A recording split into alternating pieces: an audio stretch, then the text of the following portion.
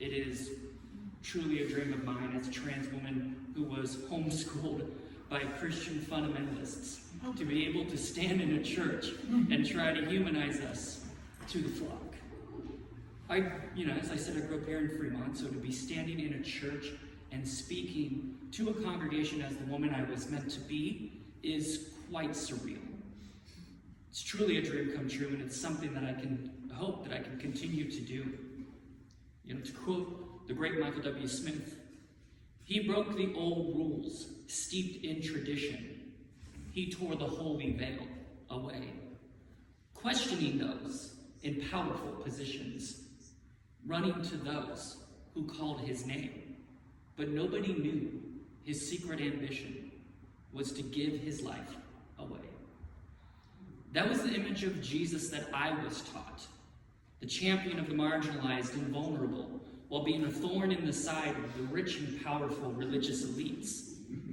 For being as radical and as fundamentalist as my parents were, they still had a moral compass, and they genuinely believed in what they felt was a righteous cause.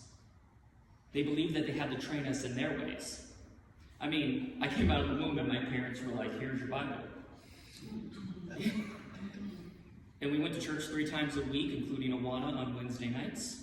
It was the only interaction I had with kids my age.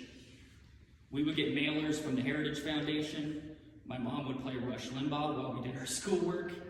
And my dad even took me to an anti-abortion protest at the old Planned Parenthood right across from Washington Hospital when I was 8 years old. I was literally raised in a Christian nationalist incubator. But going back to age 5, I always knew that I was different. I knew that my feelings inside were different and very heavy, intense, from the intense expectations my parents had put on me. I used to sit in my bed at night and ask God to please turn me into a girl. That was something I knew I couldn't tell my parents because I knew that they wouldn't accept me and probably force me to go into the male identity that was given to me.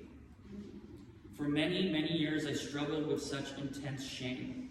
I would dress in secret from time to time, but I ultimately would lie to myself by saying, no, that's sinful, don't do that. And I would ask God for forgiveness, and the cycle would go over and over and over again. And it went on until I was 28 years old when I finally found the strength to be true to myself. From day one, I wanted to use my transition as a tool to educate anyone who was open-minded enough to listen. While I lost many people who refused to accept me, including close friends and my dad, I was fortunate enough to retain many people I grew up with in the church, along with most of my family, and I've made so many incredible new friends that love me for me. 10 years later, after completing all my surgeries, I'm finally at the point in my transition where I am fully me. I am beyond privileged with the ability and opportunities to do what I truly feel I was born to do.